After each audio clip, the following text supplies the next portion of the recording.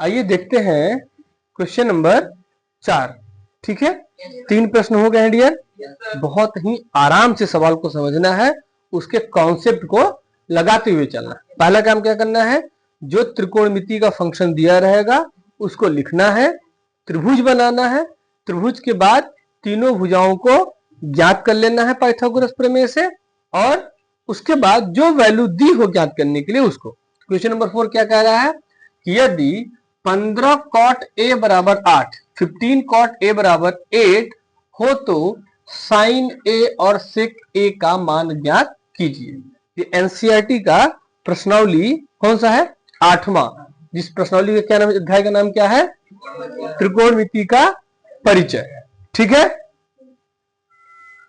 तो यहां पर क्वेश्चन नंबर 4 के लिए हम लोग जो कह रहा है उसको लिखना है। पहले क्या कह रहे हैं डियर, 15 cot a बराबर 8, यही तो कहा है। पहले इसको सिंप्लीफाई कर लेते हैं, cot a बराबर a बाई 50। cot बराबर क्या होता है डियर, आधार बटे लंब। ठीक है, अब हमें बता देना कि त्रिभुज बना लेना है, हम लोग 90 डिग्री का त्रिभुज बना लेंगे। जो वैल्यू a का है हमने यहां मान लिया, आप यहां भी मान सकते हैं, कोई दिक्कत नहीं, यहां नहीं मानिए क्योंकि वो 90 डिग्री हो जाएगा। a b c, अब कोण a के लिए आधार क्या है 8 और लंब क्या है 15, यही तो है डियर, कोई डाउट है। अब हम लोग क्या कर लेंगे, ये तो हमें निकल गया, अब हम लोग क्या लगा देंगे, यहाँ से पाइथागोरस प्रमेय लगा देंगे। तो यहां से क्या हो जाएगा, AC का स्क्वायर बराबर AB का स्क्वायर प्लस BC का स्क्वायर, कर्ण का स्क्वायर बराबर लंब का स्क्वायर प्लस आधार का स्क्वायर।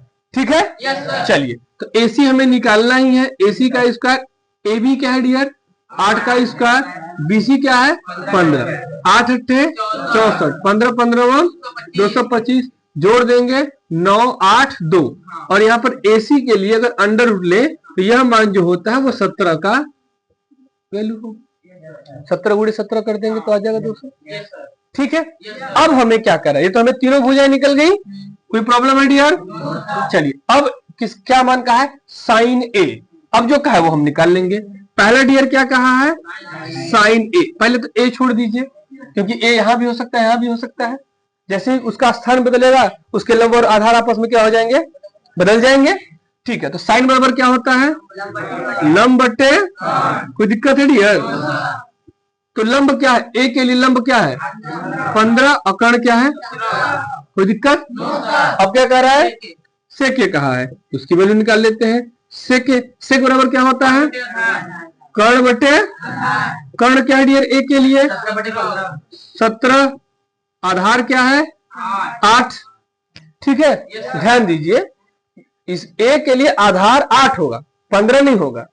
ठीक है, तो क्या हो जाएगा 17 बटे 8, बस ये दो वैल्यू निकल गई, जो हमें कहा है वो हमने निकाल लिया। कोई डाउट है, लिख लो डियर।